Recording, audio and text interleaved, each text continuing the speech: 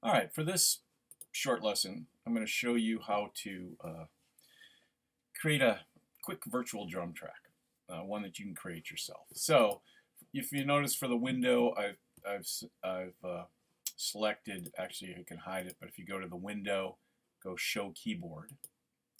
We can show our musical keyboard, or we can click over here and show your computer keyboard. I'll work with this one, since I do have a MIDI keyboard set up, but you can do this on your computer keyboard as well.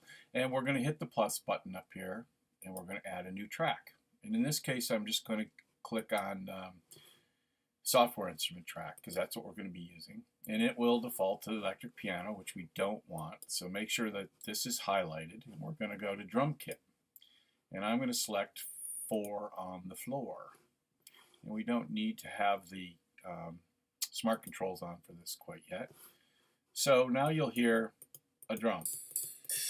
And if you notice it up here, I can't hear anything. So you might want to move your keyboard setting down a bit. Yeah, so now I'm starting to get more of the drum kit in here. Now, the interesting thing about GarageBand is that we have a count off and a metronome.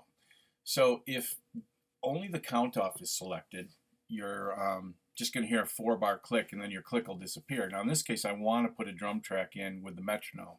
So I want to make sure both of these are selected so I hear the metronome. And the first thing I'm going to do for this track is I'm going to highlight it, and I'm going to find a bass drum. So there's a bass drum sound that I like. And I'm going to just put down a bass drum track really quickly. Just 1 bar, 1 measure, or you can do 2. I'll do 2 in this case. And I'm just going to hit R, and I'll get, excuse me, for record, and I will get a 4-bar count in.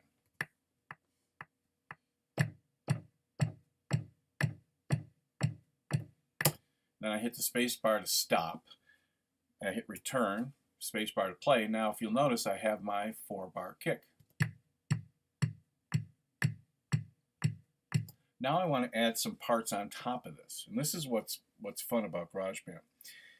So let's see, I want to add a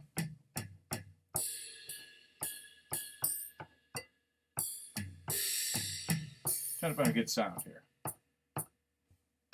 I'm just going to add a hi-hat and a snare.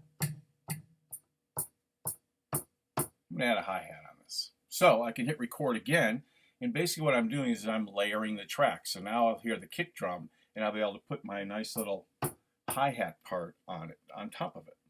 So here we go. I'll hit R.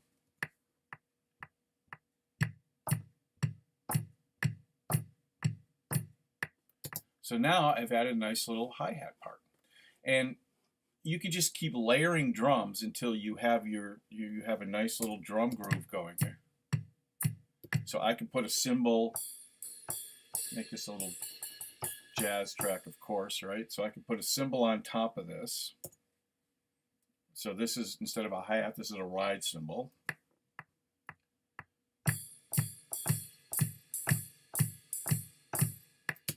So I have this nice drum part that I've just created, 1 drum at a time, basically.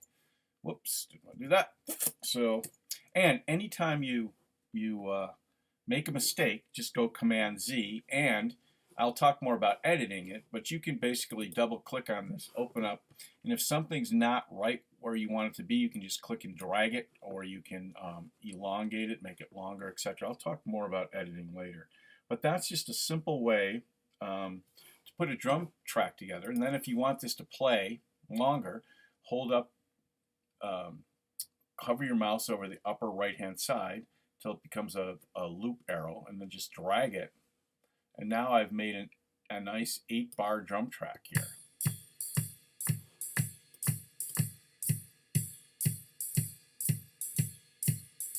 And I would tweak the time, it's not great.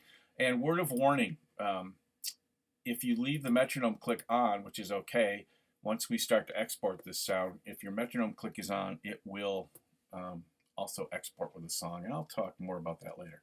But that's how you create a simple drum track, just by layering sounds on top of one another.